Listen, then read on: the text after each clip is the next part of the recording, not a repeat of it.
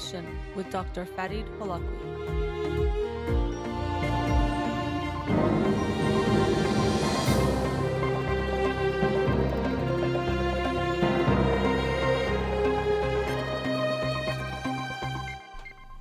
Good afternoon. Welcome to In Session. I'm your host, Dr. Farid Holakouee, and I'll be with you for the next 2 hours here on Radio Hamra. Studio number to call in, 310-441-0555.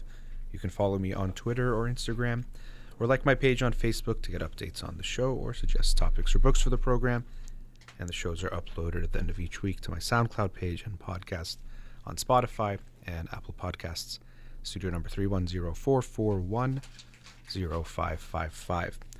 So I wanted to start off the show today talking about some things that we see as dark and negative, but that actually are not so, but it's just the way we think about them that makes us think of it that way, and I'll explain what I mean. So, two psychological concepts. One is the unconscious, and the other is our shadow.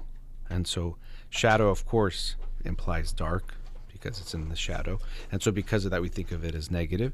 And unconscious tends to have this connotation for most people because we say, oh, that's in your unconscious, or you have unconscious desires or feelings. And because of how the unconscious came to be conceptualized, it tends to be associated with something negative or dark.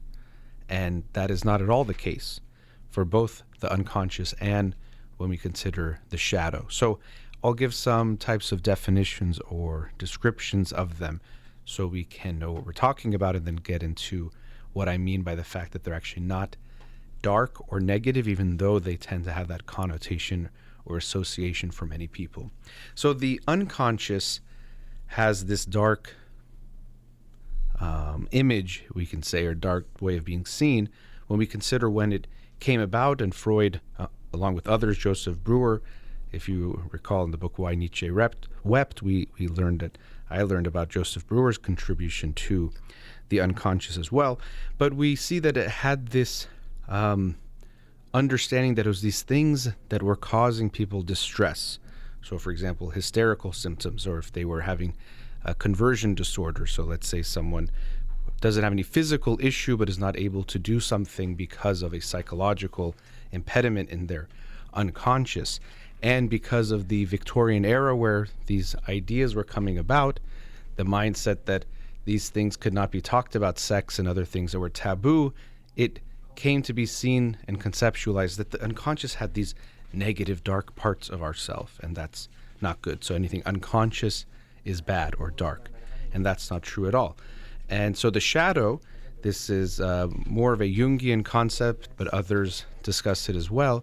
And that's essentially where at some point in our life, usually in our childhood, we learn to put away some aspects of ourself because either they are being responded to poorly, or we're seeing it modeled in other people and we see it really bad, and so we think we should get rid of that part of ourselves. But for various reasons, all of us are putting some parts of ourselves away. And so as a human being, or a full human being, we want to have access to all the different parts of being human. But what we see is that for practically all of us, there are some parts we've put in the shadow. So for example, if you got sad as a child and your parents responded in a way that made you feel really bad about that you shouldn't be sad, that it makes them sad, that they don't love you when you're sad, you don't get attention when you're sad, for a variety of reasons, you might have learned to put this aspect of yourself away, that I'm never going to be sad.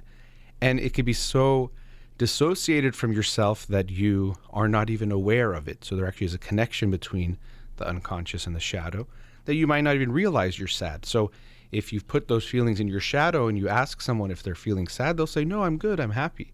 But it's actually not because there isn't any sadness there, but that they are disconnected to it or from it, and they are unaware of it. So again, that's where the unconscious and actually the shadow can be connected in that way.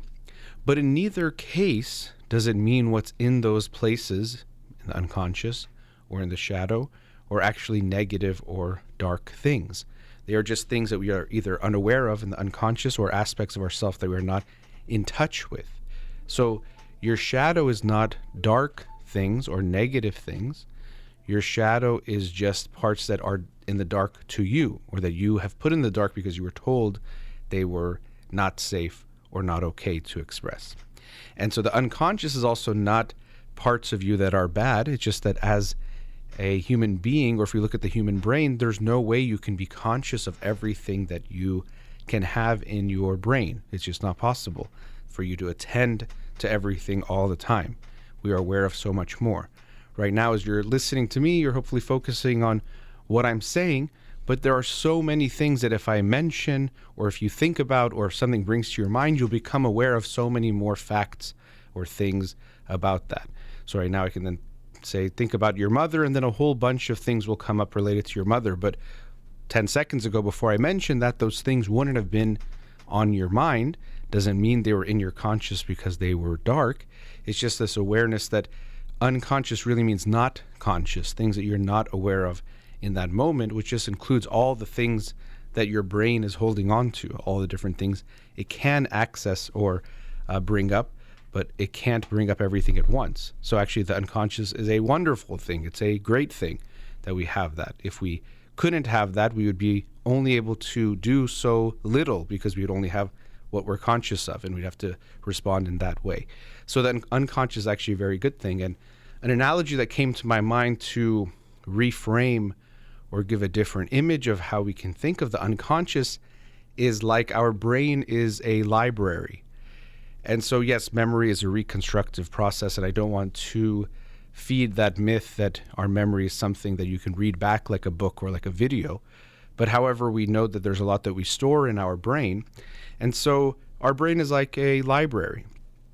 And you might check out just one book at a time. So that's what you make conscious, is I've checked out one book and I'm reading it. But it doesn't mean all the other books in the library that I'm not thinking of right now are negative or dark, that it's a bad place. It just means that I can't be conscious of it all the time. I can only be conscious of a very, very small sliver of what I possibly could know, similar to how I'm just checking out one book and reading it, and I can read that book, but I'm not aware of all the other things that are there, but I can be if I then go access them or if somehow they're brought up. So I think that library image could make it seem that it's not a dark thing. It's actually, there's so many great places there and so many good things that we have. And of course, yes, we have pains and traumas and things that are there that can be hurtful or dark or have certain feelings, but that is just how we can have parts of our physical body that might have pains or things that are there. Doesn't mean the whole thing is bad. It just means that there are some aspects of it that might have some pain or darkness that is there, but overall, it's a very good thing. And so the shadow, similarly, when we hear shadow, it sounds like something scary, something bad, or that it's been put in the shadow or it's in the dark because it's bad. But that's actually what we have to reframe for ourselves, is that that's how we feel, is that we've put these parts away because they are bad. But if we want to become psychologically more healthy, we want to be able to embrace those parts of ourselves to become a more full human being for ourselves and in our relationships and how we interact with the world. So that analogy I use of someone who is putting their sadness away, it might seem like, well, why would it be sad or bad to put sadness away? Well, it's not that sadness feels good, but sadness does have value in that it gives us information. And so if we cut off any feeling or any aspect of ourselves, we're cutting off something that can have value. So if you're not aware of your sadness or not in touch with it, then when something happens and it makes you sad, you won't be as in touch with it, and you also won't feel okay expressing it. So towards yourself, you'll be missing information that something is bothering you or upsetting you. And towards other people, you won't be able to express that. So let's say a friend, loved one made you sad. If you're not aware of your sadness, it actually takes away from what you can share and experience with that person. And it's so similar to if we are numb to some part of our body, that's not good. You might think, well, it's good. You don't feel pain there.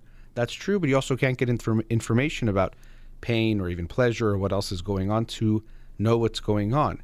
And so if we numb some part of our psyche, it's going to hurt us. It doesn't help us.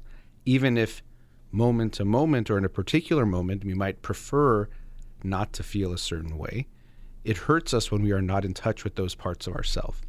Or let's say being assertive is something that you've put away, that you shouldn't ask for things, you shouldn't upset anyone, avoid conflict, all those things.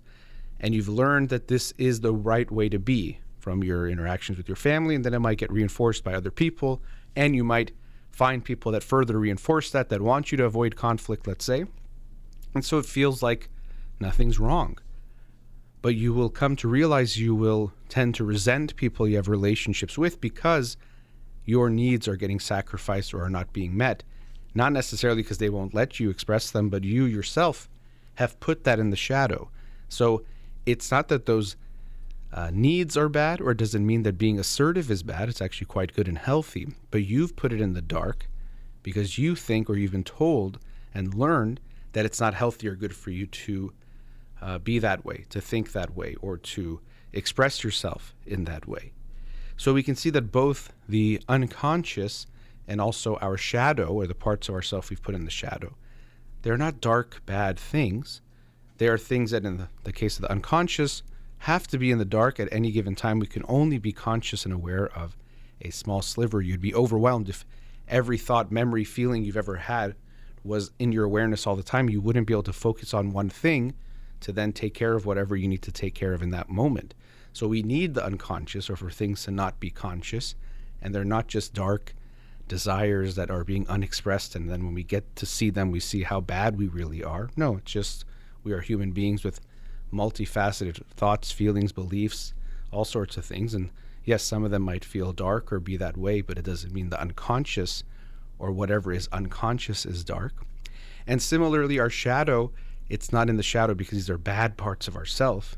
It's that unfortunately we learned that they were bad and we put them away, but they're actually parts of ourselves that if we want to become healthier, need to integrate, to recognize that the healthiest person is one that has the flexibility to experience different feelings and all the variety of human feelings, and also to then express the human repertoire of behaviors and interactions in return.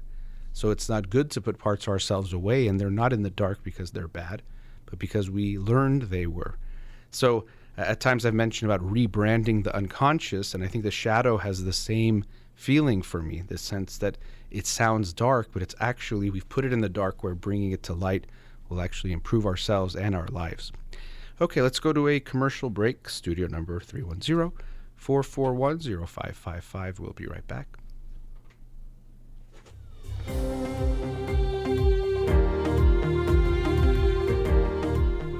Welcome back. Studio number 310-441-0555. Let's go to a call. Radio Hamra, you're on the air.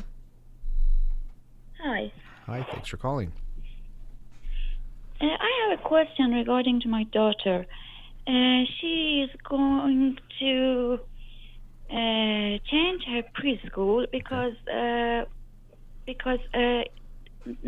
current preschool is a little bit far, and we have some problems with the distance. But now we got the place in a very, very close, actually the closest one, which is like 200 meters away from us. So we decided to change her preschool. She started when she was 2 years old, and now in 20th of August, she will be 3. So my question is, how many hours now she can be in preschool? Because I heard from your father that when they are so young, it's better not to be like 8 hours in preschool. It's better to be like a half time. So she was half time. Only those days we had to put her there just a few days. That she would stay. She was staying there for until 4 o'clock. But otherwise she comes home on like 12:30. Now she's going to be 3 years old, and I want to know how can we put her in the preschool a little bit longer, or we should continue with half time? Well, I think for each family, the questions that come up are how do you make it work in your family? So if you have no other choice than to put her there full time, it might not be ideal, but I don't think it's that harmful if the other situations or other aspects of the family make that more appropriate. So tell me a bit about what makes you want to keep her there all day. Actually, it's about my time schedule because here we live in Sweden, and in Sweden, if parents are working or studying, depends on their schedule. The children have the right to be in preschool. So, for example, if I work from 12 to 5 p.m., the child has the right to be 12 from 5, something like that. If I work half time or full time, it depends on my shift. So I want to know. That's why I'm asking because I can. We can live with less money, but if it's better for our child, so we do that. So I can also work like half time. But sometimes the schedule is different. For example, some days it's from 8 to 1 o'clock, or some days it's from 1 o'clock to 5 o'clock, something like that. I also have another question regarding to this. Is it okay for the child one day go in the morning time, another day go after lunch? Well, in general, consistency is good, especially when you're changing the school. It likely will be better to keep it consistent. So probably better to keep it as consistent as possible for your child to know what to expect. Now, tell me a bit about your child. What is she like? Was it easy for her to go to preschool to begin with? What was that transition like for her? Actually, it was very easy for her. She's the only child, and we didn't expect that she liked preschool that much. She almost forgot about us and just left us and went to play with the teacher and see other kids. And she loves the school, and honestly, the school also is very good. So, okay. Yeah, she is very okay. Okay, and although you're saying she's leaving that school to come to a new school. Yes, okay. Which is very close to Close, us, yes. Yeah. So we'll have to see how that transition is for her. If she had such a good transition there, likely she's not going to have such a hard time. Change can be tough for a lot of kids, but if she transitioned to preschool easier, then likely change won't be as hard for her. So let's see how she does there. I would say initially not to take her to full-time when you go to a new preschool. So when she's transitioning, I would keep it the same as much as you can because of that. So I wouldn't go to switching to full day, if you can. Okay. We already started to talk about her because when we go out shopping from the supermarket, it's right next to the supermarket preschool, and she looks at the kids are playing in the yard, and we always tell her that this is going to be your new kindergarten or something, and she is very curious and she wants to go and talk to the children, something like that. But as you say, how long should we keep this consistent? I mean, I know you're looking for like a very clear guideline of this is the exact amount of time. I don't think there is something like that to say that after 1 month you can transition to longer, if that seems to make sense. I would see how it's going for her, see how she's feeling. It seems like her disposition is more secure, or not a very difficult temperament. And like in general, is she okay with change or with things being different?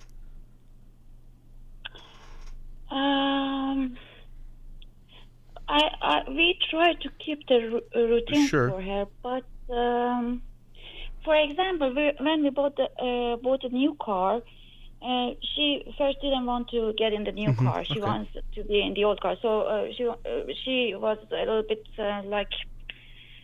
upset about it, and she wanted to be in the first car. So it's something like that. But after 2 times, then she got used to it, and she followed with the second car also. Yeah, so I mean, sorry, go ahead. And she's very social. Right, so it seems like the kids made her curious. The kids and that's good. She seems to like being around kids her age and playing, and that's good. So she will be okay. And I think eventually switching or transitioning to a longer day would be okay, especially as she gets closer to 3. So I don't think it's exactly, like I said, there's a set timeline she has to do this. I would say when she's changing, I wouldn't go to a new school and longer hours all at once. But change the new school, at least, let's say, since if you're looking for a time, at least a month or 2, and then she'll get closer to 3 as well, if that works for you. Because again, a lot of these things, parents want to know what's the exact right thing. When do you stop this? When should you start this? And there are some guidelines at times, but what's also very important is to look family to family to see what your unique circumstances are. Because let's say you keep it at 4 or 5 hours a day, but it creates a very big burden on you and on your family. That might hurt you and her even more than if it's better to stay 4 hours versus 8 hours. So you have to also look at your own situation to make the determination of what's the best thing to do. My sense from what you're saying is the transition, there could be some, even if she likes the new kids or, was curious, it might still take her a little bit of time. So I'd give her some time to adjust to that, and then you can see how extending goes. And even with that, see how that goes. If you try 7, 8 hours and it's much too long, or she seems to be really upset or gets affected by it, you can go back. So I want you to recognize that some of what you'll be doing is looking at her and your family to see what's working and not working. Not that if I told you 8 hours is good, it doesn't matter if she's unhappy, you keep her there 8 hours. Mm-hmm. And how about switching the shifts? I mean, one day she goes in the morning and another day she goes in the afternoon. Well, it could be okay. The things that come to my mind is also, will the kids she's with be different? And so that can also affect how comfortable she feels. If there's kids that go in the morning and kids in the afternoon and she switches, it's not the worst. You could like that if she wants to play with different kids, but the consistency is probably better, so she creates relationships, plays with them certain ways. So if you can keep that consistent, I would recommend it. What makes you want to change the shifts? Well, it's actually, since we moved to a smaller city, the job opportunities are is not so high here. Mm-hmm.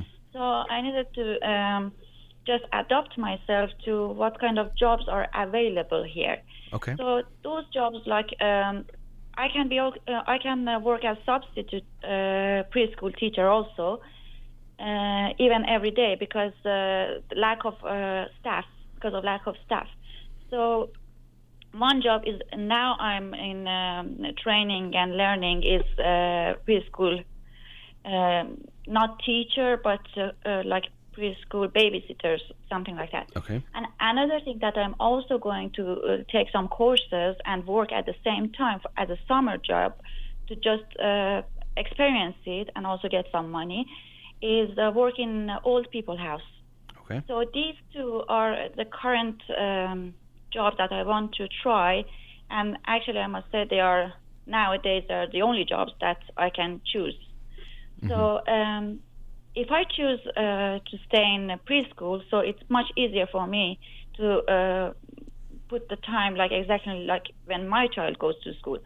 If I want to work in old people house, that's a different story. Mm-hmm. So maybe some days I need to go at work from 1 to 6 or 7, or maybe some days I need to, like the summer schedule that I already have, like from 8 to 2 o'clock. So it can be different day to day or something like that.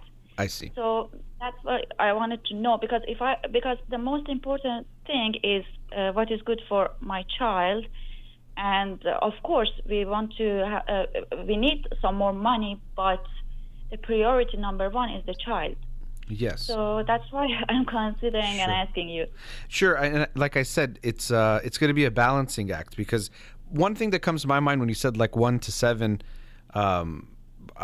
likely isn't good for you to not be there when she wants to go to sleep. So I don't know what her bedtime is, but I would be mindful of that. If you can make sure you're not away during that time, that's very important.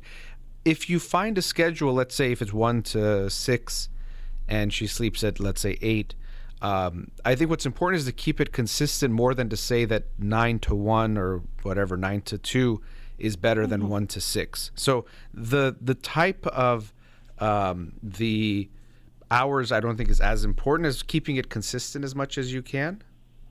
Mm-hmm. So that's something I would want you to keep in mind. Okay. Thank you so much. And can I ask another question? Of course, go ahead.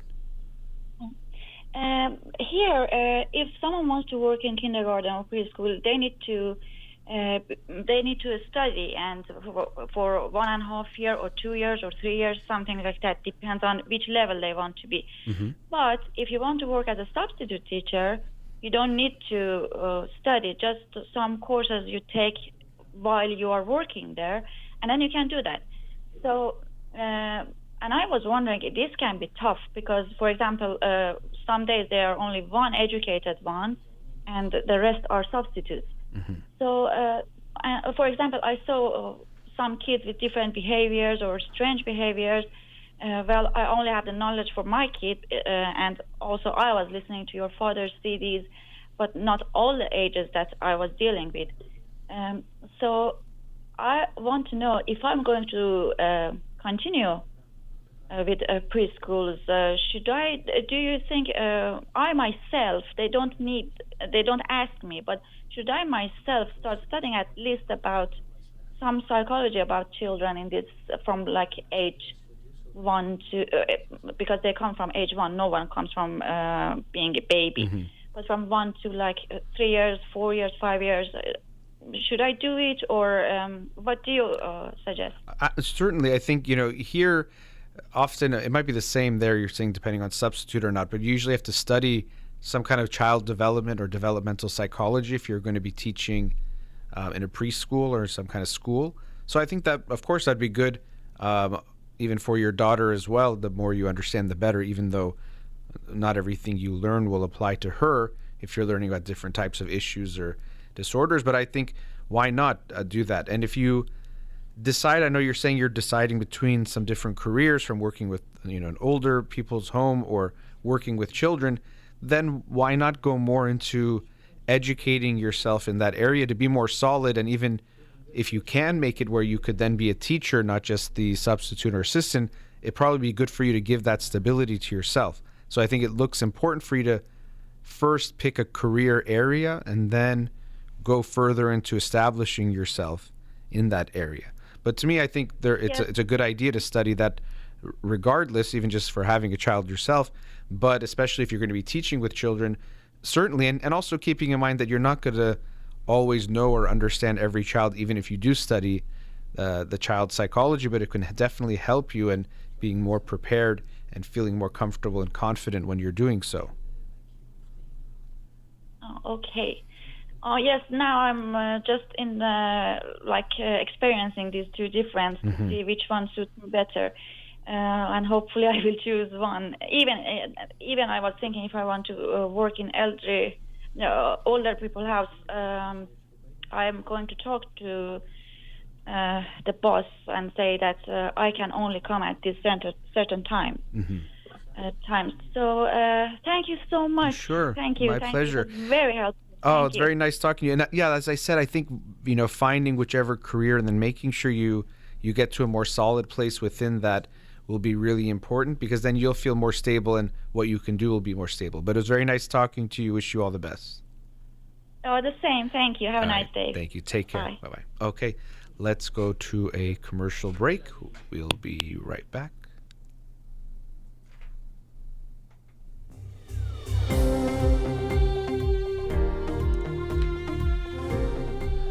Welcome back. Let's go to another caller. Radio Hamra, you're on the air. Hello, doctor. Hi, thanks for calling. It's a pleasure to talk with you. My pleasure. Go ahead. I'm a 29-year-old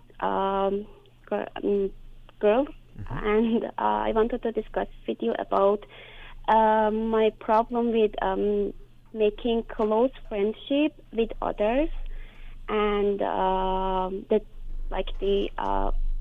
this boy, I'm scared of it. It has been an issue for me recently, actually. Okay. So a hard time making close friendships. You're 29 years old. And you said this, you said fear, and that's, we talk about anxiety or fear. And with friendships and things, people can feel like, well, why would we be afraid of something like that about being close? But it's a very common thing that people have. We have anxiety. We care a lot about what people think, what they feel about us. And so we have this desire, all of us, to be close to one another. It's a human need. But we can also have a fear of getting hurt as well. So we're trying to balance those things. By the way, I'm not sure if you have the radio on. I hear a little feedback or echo in the background. No, actually, Okay. I don't have the radio. Maybe it's, or if you're on speakerphone.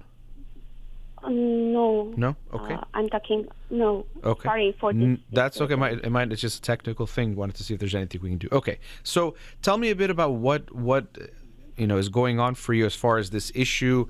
Has it changed in any way recently, or has it always been the same? Tell me a bit more about it. Yeah, sure. Before my marriage, I was also not good with having deep friendships. I used to have a lot of friends, but I was not so open to people to show my feelings. And before my marriage, I can say that I had one or two very close friends. But it became worse when I met my husband, and then I was more cautious about being open to other people.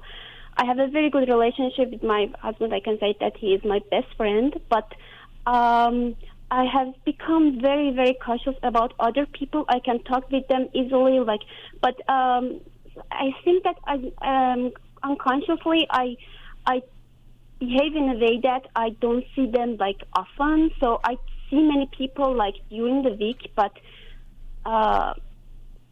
somehow I don't make that relationship deeper. So I just keep it in a way that it's without any feeling behind it, something like that. I can say. Sure. Now, but you're saying with your husband, you feel like you are very close, and you've let yourself get emotionally very close. Yes. Actually, after my marriage, I switched from my friend, when I was single, to my husband, actually. And I'm also his best friend. I say everything to him, and he talks with me, and we have a very close relation. Okay, so in a lot of ways, that sounds good that you're so close, you're each other's best friends, and you can share everything with one another.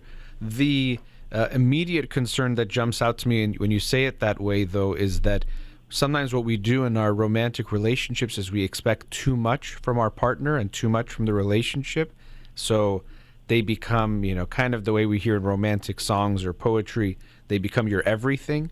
But that's not necessarily good because they can put too much of an expectation on the relationship. And so although we want to be very close and be best friends with our partner, we still need to have other people in our life, or else it tends to actually have a negative effect on the relationship over time and on how we're doing, because we're limited in the experiences that we have. How long have you been married? Totally, I know my husband for 5 years, almost 5 years, but we have been together for 4 years. Okay. Since I got married. Yeah. Been married for 4 years, knowing each other. Yes. Okay. Yes. Sorry for interrupting you. I just also wanted to say one thing. Actually, I'm not totally dependent on my husband because I have my own activities that I spend with others. I'm not some person who stays at home and spend all of my free time with common friends. Only my husband. But the point is that that activities are too much. I can say that. It is not with specific group or with specific people. It is divided between many people. Okay. So now you're calling me, which means either you feel not good or you're wondering or worrying, what if this is not good? So is it something that you want to have closer friends, or is it that you're worried, what if I'm doing something wrong, and you just want to make sure it's okay? Actually, I'm not feeling good. I can say that I'm doing this to make friendship, but at the same time, I'm behaving in a way that I'm not making deep relations with others. So yeah, it seems like you recognize, you see people, you do things, but you are putting the brakes on getting close. You don't let it get too close, and it seems like you're either not sure why, or you don't know how to change it, or maybe both. So what comes to your mind as to why you might be preventing the relationships from getting closer? I think it's because I may about, I don't know, maybe it's a mistake, but about the expectations that they have from me, saying being too close and saying my private life things. and or I don't know, judging me. Actually, I think it is because of the judgment. Okay. Or and as long as if I'm not sure about that person, I'm very like I try to be too far from that person, and I think it's because of the judgment and the fear that I may get hurt in that relation. Mm-hmm. So what it sounds like is you're trying to protect yourself, but by protecting yourself, you're preventing yourself from getting close, which you want. And that's what I meant, is that we have this desire to be close. We want to be close, whether we're talking about in a romantic or friendship, but we also could be afraid of getting hurt, and we're always balancing that. And for some people, their fear of getting hurt or the expectation that they might get hurt is even stronger, and so they're more afraid. So looking at your own life, when you think about, let's say, with your parents and your relationships there, what do you remember about those relationships? Did they feel good and loving and safe, or did they feel more unsafe, or was there any kind of significant trauma in those relationships? Actually, with my parents, especially my mom, I had a lot of problems. She was so controlling me when I was even I don't know, in my early 20s. And then when I was financially independent and also got married, I had this independency, so I tried to also ignore her. Actually, if I even when I moved from immigrated to another country, I'm not so eager to talk to my mom every 2 weeks. I can say. Yeah. So we can see that relationship, which is maybe the closest one you had as a child and for most of your life until your marriage, it was a relationship that was hurting you more than it was helping you or making you feel good. So you're saying now that if you didn't need her, you didn't want to be close to her. You'd prefer to have space and distance because the feeling of being in a relationship with her takes away rather than it gives. So for some people, they say, I'm stressed out, let's say. I want to talk to a friend or spend time with my friends because that'll make me feel better. Some people, they're stressed out. They say, I can't see my friends because that gives me more stress, or I can't see people because it's going to make things worse. And so the way you're describing your relationship with her, it feels like a burden than something that you were wanting or enjoying in that relationship with your mother. Yes, by default it is like that. Maybe I enjoy, right now I enjoy while I'm talking with her, but before or after that, it's like I don't want to do this. I don't want to talk to her. But if I'm forced, I call her. Yeah. Well, and so we can see that until it's necessary or there's no way around it, you try to avoid that connection. So you mentioned she was controlling, but something you said about friends was the fear of judgment. Was there usually it goes along with controlling, but was there a judgmentalness that she had as well? Yes, about my behavior in front of others. She was very after any ceremony or any event, I was judged by her that why did you do that, or don't do that again. So yeah, here we can see that specifically can lead. It's almost like a double effect. One is the relationship itself doesn't feel good when you get she talks to you that way, or you feel like you're being scrutinized or judged. But on top of that, she makes you feel more anxious about being around other people and what's the right way and good way of being. So it makes you more afraid of their judgments, even if you think she's being wrong, which it seems like you think that, especially now.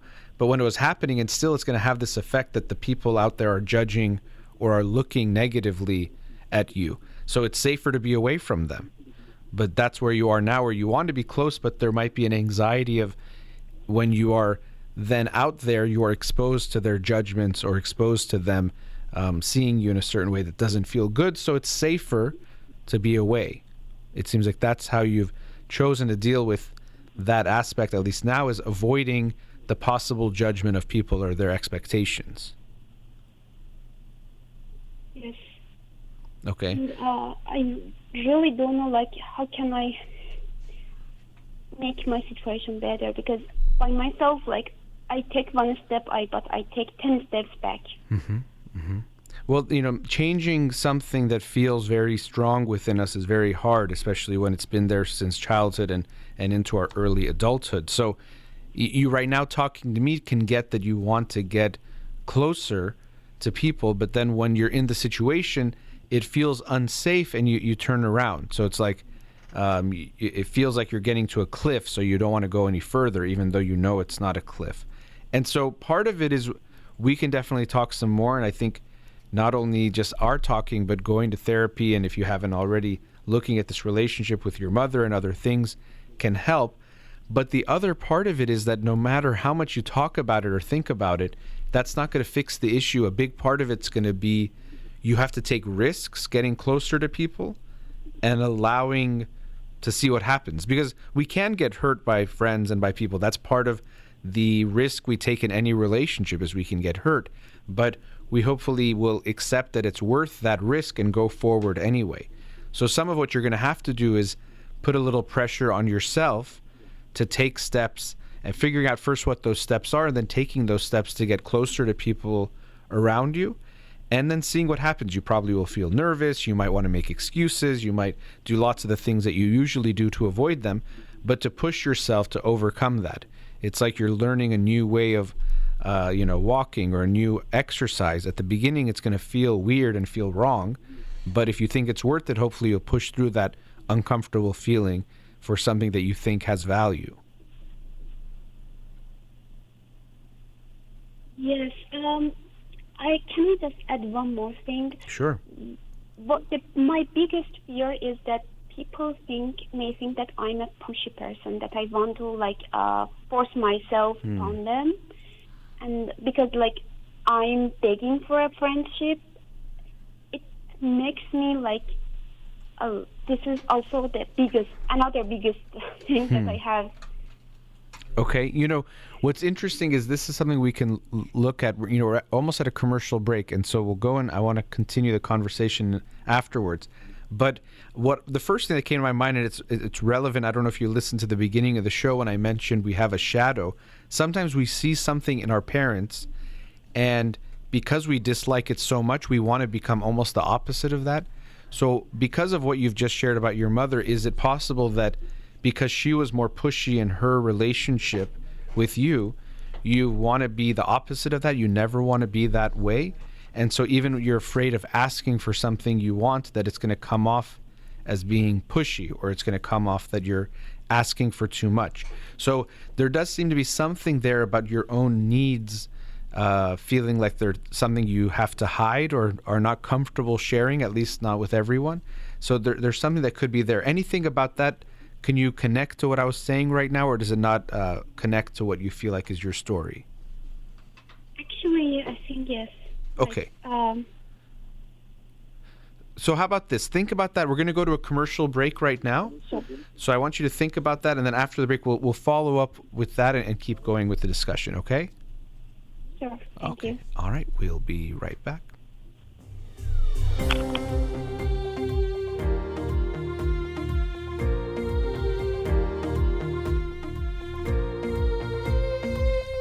Welcome back. We're with the caller before the break. Let's go back to her now. Caller, are you still there? Hello? Hello? Hi, are you still there? Hi. Okay. Doctor, do you hear my voice? Yes, I do. Yeah, we weren't getting it for a few sorry. seconds. No, it's okay. Even the way, that's interesting. That's happened twice now, that I think you apologized for something that wasn't your fault. About the technical issues.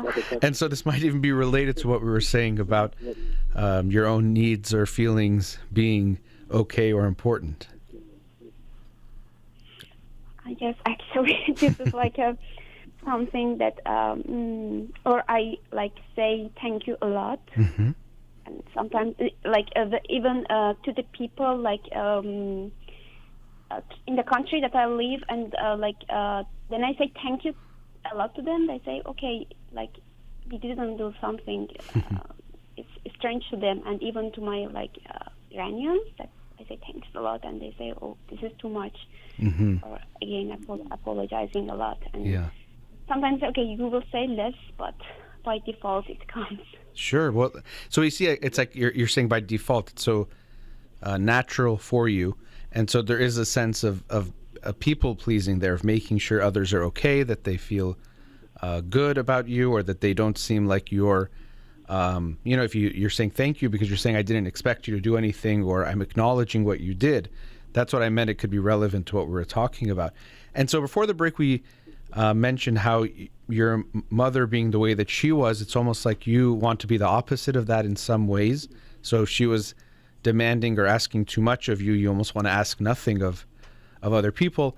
Also, if you're in a relationship like that, you learn to not ask much because you don't have that space. But as I was thinking about it, I also want to make sure we look at other aspects of things too. Tell me a bit about your father and your relationship with him. I can say that my father wasn't a controlling person at all. I think he was mostly affected by my mother reaction. So whenever she was angry, like my father also defended her, and it was like cause and effect. So whenever she was angry, he was also like angry also. But most of the time, I don't remember that he was too strict with me. Okay. Were you close with him? No, actually, I was close, I can say, with my mother. Okay. And do you remember as a child wanting to be closer with him? No, I didn't want to be close with him actually. He was also like had this anger that whenever something was like forcing him, he became angry so much. So I was also like, in order to make things like smoother, I also avoided him, I can say. Well, and in that way, you avoided him, but you had to avoid yourself too, in the sense that if you were upset or feeling something, you likely would not be comfortable sharing it with him or around him. Yes. Yeah. So we can see that in your family of origin, in your home, you learned that it's, first of all, it doesn't feel so comfortable to be close to people, because you're saying even you weren't that close to your father, but there wasn't that desire, almost like the way you describe it, like you were afraid of him or afraid to get too close, or that it wouldn't feel good to be close, which is how you're describing being friends with people now. And with your mother, it was too close in a way that didn't feel good. And so we can understand that your expectation of relationships isn't a very positive one. Yes, actually, like when I think of a close relationship, always this hurting and like getting hurt comes to my mind. And yes, like for me, it's a miracle that I become very close to someone other than my like current family. Well, speaking of what might sound like a miracle, the way you described your relationship with your husband was that you feel very close, very comfortable. So how do you think that's been so different, the experience you have with him, based on what we're talking about, how relationships can feel for you? Tell me about how you met him and what you think makes that relationship so different. I think I met him through the hobby that I started and continued in spite of my mom's objection. Okay. Like, I met him through hiking, through a hiking group, and you're saying your mother was against hiking? Yes, yes, because like in Iran society, and like I was living in another city, and so she was like too worried about me to go out and meet other people. So she was mostly saying that stay at the dorm and study, something like that. So yeah. Okay. And like he was totally opposite of my parents. Like he didn't control me or put boundaries to activities that I was doing, and up to now he's okay with everything. Like he never tells me that okay, you shouldn't do this. He always said okay, go and try. Like with him I have tried like the activities that I really like since since I was a teenager. So, and even I think that I'm just also having a good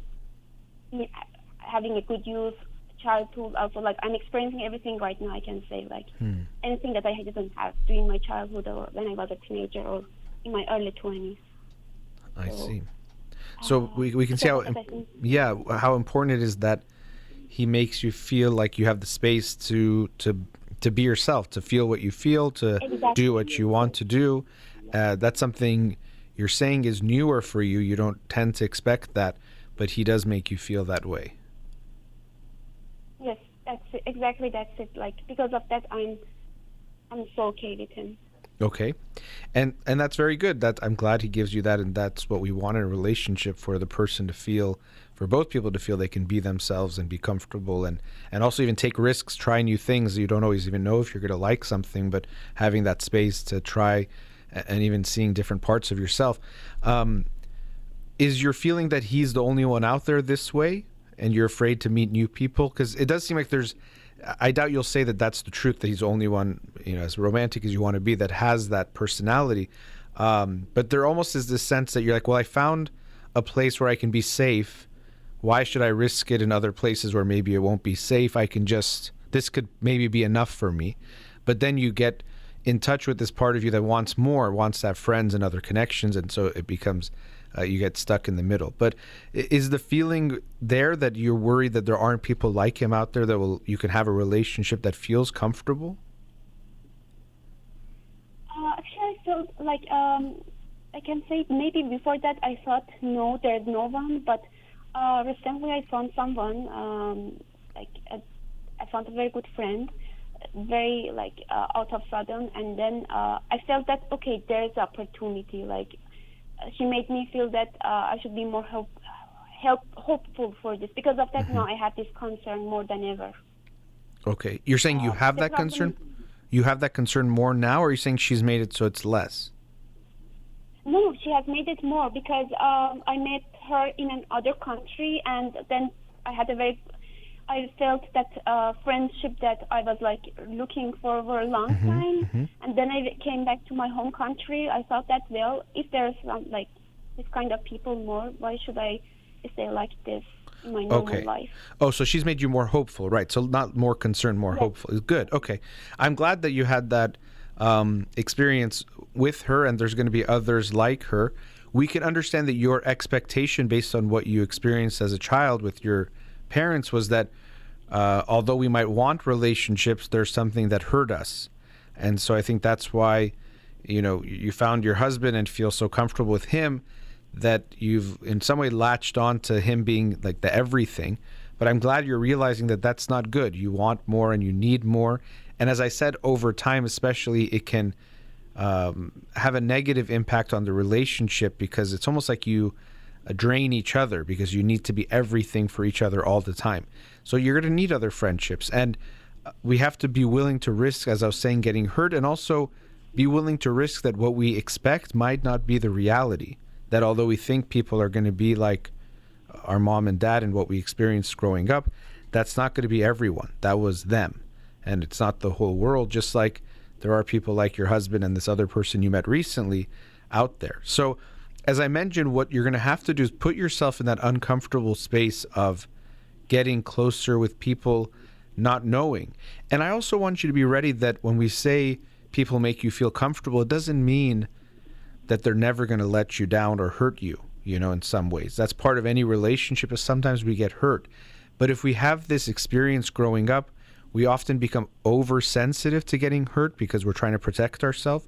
So the first sign that someone maybe, even makes a comment or a joke that might have some kind of judgment in it, you might go to this place of, okay, see, now this person I can't trust, or this person's just like the rest of them, and you might go away. So I would recommend that you give people a little bit more of a chance. Yes, if they hurt you in a big way, they don't need a second chance. But in general, giving people more of a chance, because I would assume you're going to be more anxious when it comes to meeting new people and might get afraid if you see something that can make you feel hurt in some way.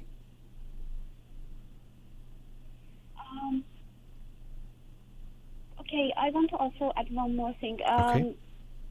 For this purpose, should I decrease the number, like the quantity of activities that I have, and spend like more time on the activities that I think there's a chance to find people and like talk to them? Well, yeah, I mean, that's one option. I think you're looking to being open to meeting, and you could do different things where you might meet people, kind of like how you met your husband through activity. That often is in adulthood how we meet people, or often through other friends we meet friends. But if you're saying there really isn't that many close friends, you might not have that option. So sure, why not do that? But let me ask you, you and your husband, are there friends you spend time with together, like mutual friends, or are you spending time almost Yes. only together? No. We have like common friends, and Okay. he's more eager to spend more time with them. But I myself also want to like not spend all of our time on like the same people. I want to expand it, Sure. like not putting all the egg. I always tell him that let's not put all the eggs in one basket. I think that's good, and also for it to be your own experiences too.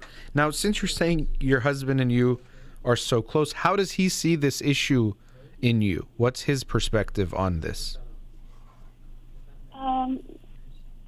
Sometimes he gets annoyed that I'm not spending more time with other people. Like, for example, I don't want to spend more time with the common friends that we have. Or, yes, like, he demands more deeper relations with others. Like, quantity is not important to him. He wants like a good quality friend, a good quality friendship. And is it that he wants you and him to spend time with those friends, or he wants to have time with them himself? Like, actually, he always said that if he likes also me to be with them more. Okay. But he's also okay that if I can't go with them, he goes by himself. Okay. But I think he's more happy when I go with him like this. Sure. Well, so sometimes, having both is going to be good. But, the way you said he can get tired of it, or he wants certain things, that's my concern, is that over time it's going to take something out of your relationship if there's less, if there's really no one that you feel very close with outside of it. It's not going to be good for you. So he is your comfort and your safety, and it's good to have that. But we want to have that as a safety to then go explore. Just like a child goes to the mom when they have a secure attachment and then goes and plays, you have him. And so I hope you'll take the risk, knowing you have him, that you can get close to other people. I think, unfortunately, your relationships with your mom and your dad, and then your mom also making so many comments about people's judgments, and you shouldn't have done this, you shouldn't have done that, makes you also afraid of people's judgments. And because of how they both were, the feeling you gave me about your father of having a bit of fear that you didn't want to get close to him, also leads to a people-pleasing mentality that we touched on earlier. And so because of that, when you think of relationships in an emotional way, one of the things that comes up for you is that it's going to be something that hurts me or takes away. But I think you're recognizing there's the possibility for something else. So at every step, you're probably going to feel anxious to get closer with someone, but I hope you'll keep taking those risks. You can think about your husband, that look how good it feels that I allowed myself to get close to him. And it's not going to be to the same degree, of course, with the friendship, but it could still be very nice and close. And so I hope you'll take those risks in that direction to try to get closer to new people. Through activities can be great because you already have that mutual interest, but to keep taking those risks to get closer to people. And I say risks because it's going to feel anxious for you, but you'll be okay even if things don't work out.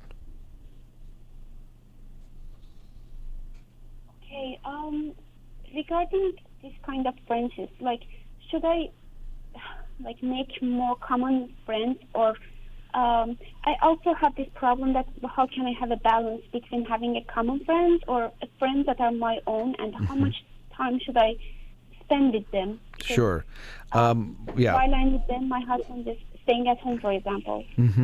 And so even in the way you're asking that, I can feel this anxiety that comes up of like, well, even if I have friends, how do I balance it? And it's going to be too much. And all these things make you more afraid to even try to make it work.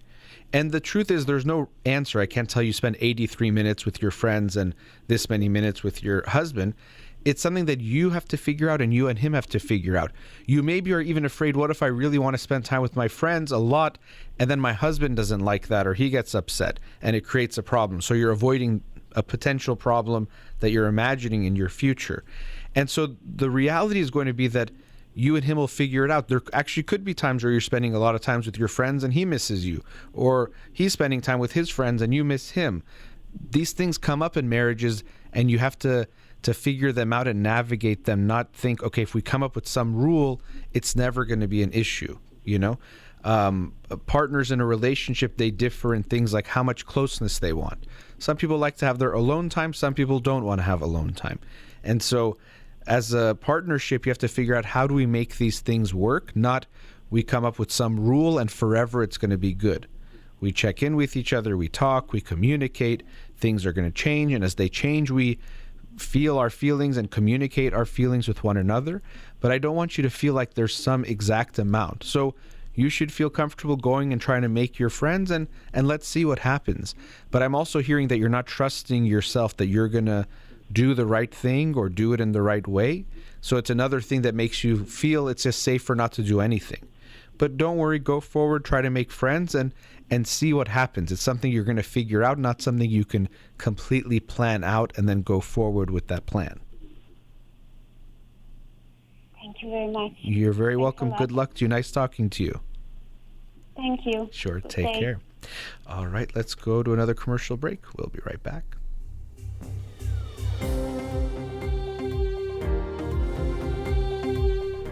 Welcome back. Let's go to another caller. Radio Hamra, you're on the air. Hi, am I on the air? Yes, thanks for calling. Okay. Thank you very much for allocating some part of the time, Of course. the precious time on your radio, and allowing me to ask the question that I have. Sure. I actually had a question about neurofeedback, and I wanted to get some opinion.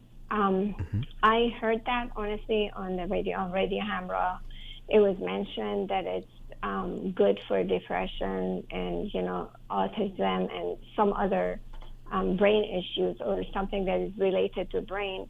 And I wanted to ask if this is also working on people, or rather kids, with sensory sensitivity issue. I don't know about it being used for sensory sensitivity. For kids, often it's used for ADHD, and it can be helpful. But specifically for sensory sensitivity, I don't know if that's the case. I would have to look into it myself to see if specific research has been done on that. Okay. Second question, for depression. Do you have to work with someone for them to actually diagnose that you have it for sure, and then rather than skipping the ordinary treatment, which is just treatment with pills, you just skip that and go straight to it? What are the downside of it, and what is the side effect versus just being on pills? You mean going to neurofeedback for depression? Yeah. Usually first line will be therapy, not medication. Now, if you go to, let's say, your primary care doctor, or some doctors that don't do therapy, they might provide medication if they feel that you're depressed. But I would always recommend going to therapy first, before medication.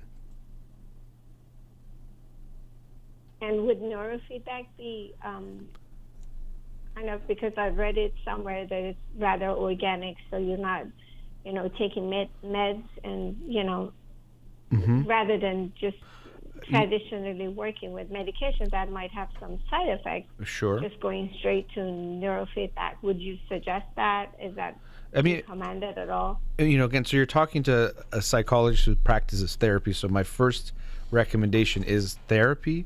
I don't think medication. And are you talking for a child, or for who are we talking about here? For adults. An adult? Okay. Depression for adults, yeah. Sure. And even for an adult, I would recommend therapy first before medication and before neurofeedback. And once you're diagnosed that you have the depression for sure, that you would just suggest going through medicine. Then if it doesn't work, then you choose the neurofeedback? Well, no, I would recommend psychotherapy can be very helpful for depression. So I would recommend going to therapy, not just to get the diagnosis, but actually get treatment for the depression, if that's in fact what's there. Okay.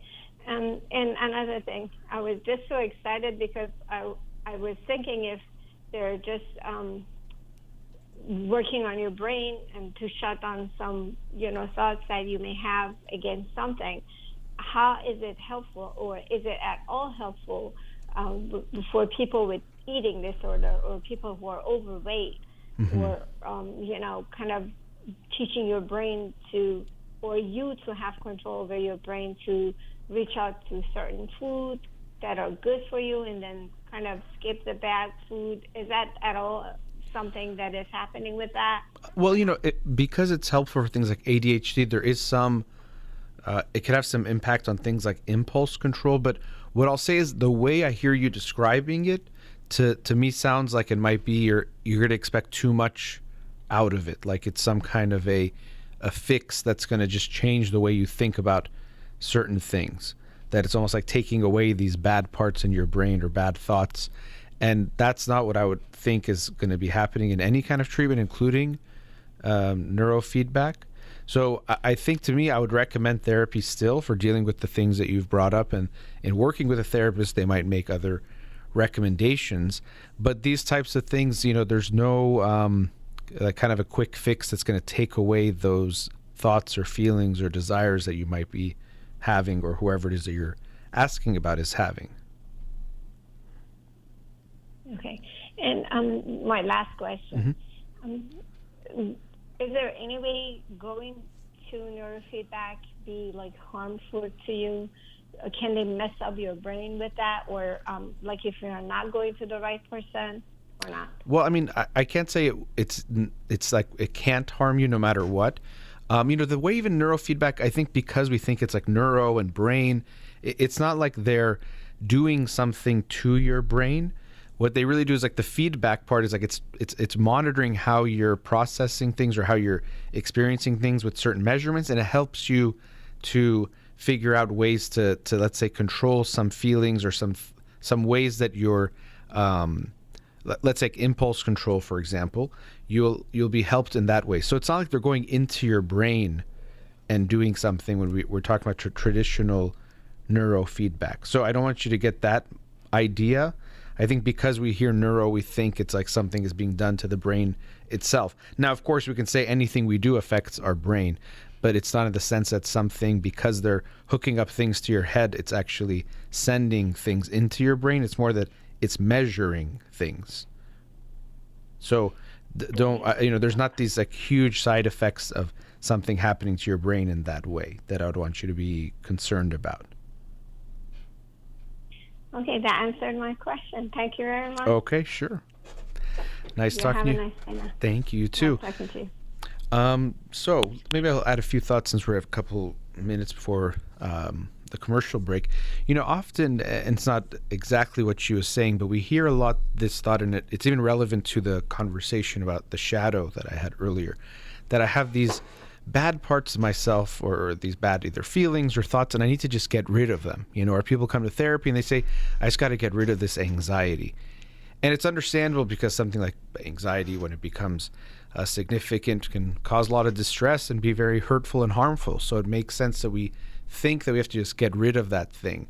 But what we tend to find is that what we're doing in therapy and most psychological work is finding ways to integrate the different parts of ourself into a whole sense of self. So you're not going to erase bad memories.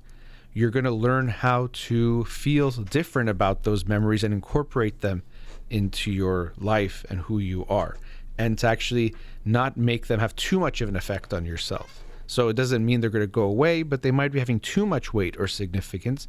And by working through that, you might be able to integrate into a more cohesive sense of who you are. So I get that a lot as a therapist, that people come in and think, how do we get rid of this part of myself or get rid of this part of my child, because that's the bad part. But often the bad part is that we think of it in that way, that we think of ourselves or our psyches or someone else as just having these bad parts we have to get rid of. So even if your child is, let's say, biting their nails, it's understandable we want to stop that behavior, especially if they don't like it and it's causing some kind of distress for them. But it's not just we're getting rid of biting their nails. We want to understand that this likely means there's an anxiety there, something else that's going on. So the biting the nails is more a symptom or some type of behavior, but the disease or what's going on, the pain, is something underneath that. And something I've talked about before, I even read a book called The Quick Fix. I think it was last year sometime. I can't remember the exact date. But it's very often that people will be looking for a quick fix, which makes sense. If you're not feeling good, we want to get rid of it more quickly and also more easily, and all those things that make it feel nicer for something to be a quick fix. But almost always a quick fix is going to be too good to be true and not actually there.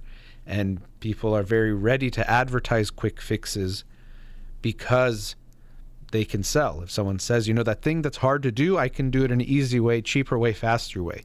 Well, of course, people are going to be intrigued, and you often will get a lot of traction.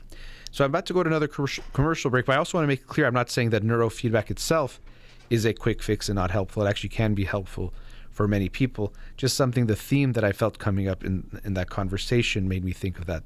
I wanted to add a few thoughts there. All right, let's go into our last commercial break. We'll be right back.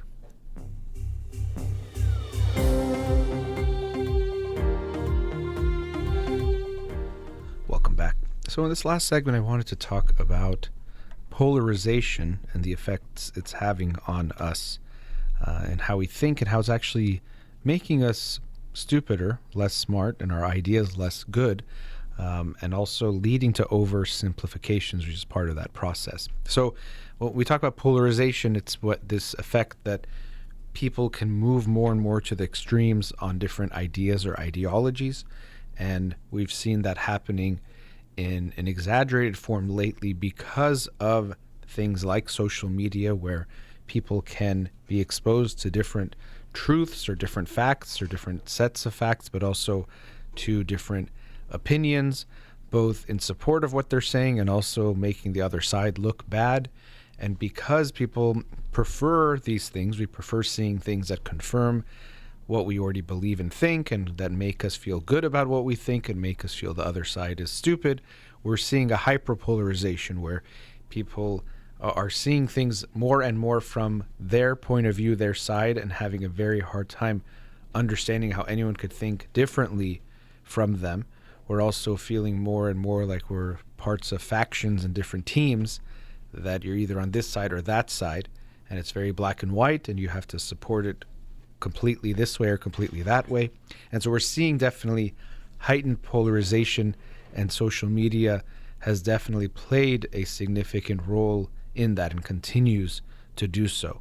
So now when you think about, for example, what you think about gun rights or abortion or whatever the issue is, people tend to fall into very polarized groups where you have to see it all one way or all the other way, and there's really no in between, even though most issues tend to involve more of a balance. And so we're all victims of this without even realizing it, because if you're on social media, the way the algorithms work is that it's going to try to put things that grabs your attention, that keeps your eyeballs on the screen. And because of that, it's not necessarily the best news or the most accurate news, but it's a news that they think will appeal to you the most. And it does follow certain themes. One is things that are more going to create more of a reaction tend to get more attention. And so that means things that are more extreme get more attention, and also things that bring up bigger feelings, things that are more intense. So things that bring up fear of the things that are, let's say, part of the other side, whatever that means, or fear of what the other side is trying to do. And so right now, if you look at American politics, both sides think not just that the other side disagrees with them, that they are evil, corrupt, immoral, stupid, and might even have an agenda to hurt the country, that they're actually wanting to hurt people and hurt Americans and hurt the American people and the whole country as a whole. That's what we tend to see now because of the news that people are being exposed to, constantly pushing that narrative because it keeps people interested. And so we have to ourselves be mindful of this, because the algorithms and the social media platforms, they're doing the thinking for us. So it's not that we're choosing our news so much that when you scroll, it's choosing it for you. And unfortunately, what it's going to choose is more controversial things that bring up more feelings, but also things that they think you're going to like, which means, again, things that make the other side look stupid and bad, and things that make you and your side look smart and good and the only way to be. And so we have to challenge that ourselves by exposing ourselves to a variety of mindsets and viewpoints, even though we know it doesn't feel good. We've all had that feeling. I can feel it too. If I'm reading something and it already is conveying some point I agree with, it does feel nicer. It feels more comfortable. Or if it's saying the other side is wrong, it does feel good. So we have to understand that feeling, but not give in to that feeling, or at least not all the time. Sure, you're going to read things that agree with what you think, at least sometimes, but making sure it's not all of the time, which it is for most people most of the time. So we have to read things that we disagree with, a point of view you don't like, even news from a source that you don't like or has a different ideology than the one that you hold. We need to do that in order to make sure we don't go down in these rabbit holes where we get so polarized where we're no longer seeing the truth. And so the oversimplification that I was talking about is coming through in this way, that when you think of an idea, you just think it's all this or all that. Taxes are always bad, they should always be lower. Regulations, you should have more, you should have less. Whatever the topic is, we think the solution is so easy and it's just very simplified. So it's leading to this oversimplification of how we look at issues, and that's part of what's making us stupider. We don't think about things in a way that really looks at the nuance of what's going on. How do you solve a complex issue like homelessness in Los Angeles? Anyone that tells me it's so easy, I don't think really gets how challenging it is. Now, there is a so easy way of saying get everyone into housing, because that would literally make there be no homeless people, and I think that's actually a big part of the solution. But actually executing that is very complicated and does take a lot of different steps to figure out how to get there. Or when people talk about COVID and, we should have done this, it would have been so easy. Or when it comes to the economy, it's so easy to fix inflation or fix this problem or that issue. It to me is, unfortunately, we're thinking we know more than we know, because when we hear people that keep agreeing with us, we think we have the truth. And so it's so easy. Look at these 10 people that think that this is the easy solution to this problem. So of course it's right. And the other people just don't know. So unfortunately, it's leading to us becoming stupider in the sense that we are oversimplifying complex ideas and taking away all the nuance, which is really the meat of what the issues are about.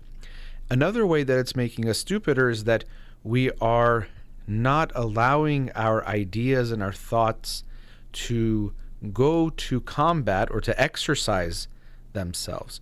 So what do I mean by that? If you talk to someone that agrees with you, you likely won't refine your way of thinking and get to a better place. You'll probably end up at the same place, in the sense that it's just like, okay, I think this, you think the same thing. Yeah, we're so right. Aren't the other people so stupid? And then you end the conversation. You kind of feel good about that conversation with that person, but your ideas haven't gotten better. The ways our ideas get stronger is when they face some kind of challenge. And now it could mean you even change your mind if you're open. Most people are not open enough to even allow that to happen. But at least you are allowing your ideas to get challenged in the way that makes anything stronger. Just like our muscles only get stronger if we have them go through some strain, through some challenges, through some pressure. Similarly, our ideas won't get any better until they face some type of challenge as well. Someone gives an argument against what you believe, and it makes you think, oh yeah, well, what about that? How can I reconcile that with how I think? Do I already have an answer for it in my ideas that I have, or do I need to accommodate this into how I think about things, and it adds some nuance or a twist, or it makes me refine what I'm thinking to add something that counteracts that? Whatever it might be, it's like allowing it to go through some kind of a exercise. And the analogy I've used before is sometimes we just think about it ourselves, the ideas, and that can help, but there's only so much you can do with that kind of practice. So if you think of an athlete, you're a basketball player and you just are shooting in the gym or working out, and that has definitely an impact, and you need to do that. And then the next level would be talking with people who agree with you, and that's just like having practice with your teammates. So that can also help you improve. You try different things. Yes, you get more unified as a team, so that does help you improve. But really where you're going to improve the most is when you play an opponent, when you play someone who is trying to stop you from scoring, from doing things easily, and really is going for it. Because your teammates, you don't want to get injured, for a variety of reasons. Again, we always have to be careful how far we take an analogy, but they're not going to test you the same way an opponent will. And so then when you play with opponents, that's when you really get better at whatever it is you're doing. So let's say it's basketball. You see that when players have had lots of experience playing against challenging opponents, it actually helps them become better. Right now, Luka Doncic is in the NBA, and he started playing in Europe with adults when he was I think 15, something very young. And you could actually see the effect it likely has had in the development of his game, that he played against challenging opponents from a very young age. And that experience actually has made him become tougher and stronger and better at playing. And so our ideas are the same way. If you just talk to people that agree with you, you might get some nuance from them that they see it a different way or add a different way of presenting something. But there's going to be little growth in how your ideas actually will grow or expand or get stronger, because you're not facing the challenges. You're not having genuine debates. And I also want to add that part. A genuine debate means you express your ideas as strongly as you can, but you're also open and receptive to hearing the strong ideas of your opponent to take them in. And as much as it's probably unrealistic to think you won't care at all about winning the debate, you want to strive towards that ideal, that you're trying not to win against the person you're arguing with, but that your ideal is some kind of truth, some kind of facing and understanding the reality. So we all have that feeling. If you start a debate, you want to win. We tend to have that desire. But if we can move away from that to say, the winning for me is to know the truth. If I don't want to believe something that I can't even really defend or I don't think is true, I would hopefully want to believe something that I can understand as being true. Then we move more towards, I'm going to share my ideas as strongly as possible for myself and also for the other person, but I also want to hear what they have to say. Hopefully they present the ideas as strongly as possible so I can hear that too, and that my ideas and my ways of thinking will get better. And when I say my ideas get better, it doesn't mean they won't change. You might even change your mind if you genuinely have an open dialogue and debate with people where you allow yourself to hear what they're saying and really come to some conclusion. So making your ideas better doesn't mean you're better at defending your point. You can become that if you still feel like that's the right way to see the issue. But if you're closer to some truth, you might even change your mind as well and go to some other side. So we want to recognize that our tendency to feel comfortable with things extends very much into the realm of ideas and beliefs and thoughts as well. That we tend to prefer as our default things that make us feel comfortable, ideas that confirm what we already think, information that already confirms what we think and believe, listening to people that expound or expand our thoughts in the ways that we already think about something, not someone who disagrees with us. All of those are things that are comforts. But as is the case with any area of our life, we have to challenge that comfort that is going to be our default and put ourselves in some discomfort. Read articles that are from authors that you know disagree with your viewpoint and your mindset. Listen to people giving talks, and also engage in conversations, not I want to show you how stupid you are conversations, but genuinely I want to learn from you. I think the best way to approach something like that is that I think I'm a reasonable person and an intelligent person, and this is the conclusion I've come to. But I also acknowledge that you're an intelligent person as well. And so if you've gone to another conclusion, I want to understand what you think and how you got there. And there's likely something for me to learn from you. Doesn't mean either of us will change our minds, but there's something we can learn from one another. But we have to first start from that space of respect as an individual and respect as someone intelligent, that I want to see what you think and what you know. Where we tend to go that the other side is stupid isn't coming from a place of strength. It's actually that we're afraid that maybe we are wrong, and we don't want to even entertain that because it could feel so scary to think that we could be wrong about some kind of belief, especially if we identify strongly with that belief. And this is why I talk about identity politics, not about the way it's usually talked about, but how strongly we identify with our politics, that type of identity. Because if I'm a Republican or a Democrat, and now you prove to me that I'm not, that thing that I'm believing is wrong, that's as if my whole identity is falling apart. But if it's just a thing I think or believe at this time, it's a lot less scary for me if you challenge or question that in some way. So unfortunately, the hyperpolarization we're seeing is making us stupider. It's oversimplifying things, but it's up to us to put ourselves in the arena, to challenge ourselves, to not just practice internally or practice with people on our team, but practice with people who see things differently from us, to actually allow ourselves and our thoughts to grow and to not get weak over time. All right, that brings us to the end of today's show. Thank you to all the callers and Baptiste in the studio here with me. You've been listening to In Session with Dr. Farid Holakouee. Have a wonderful day.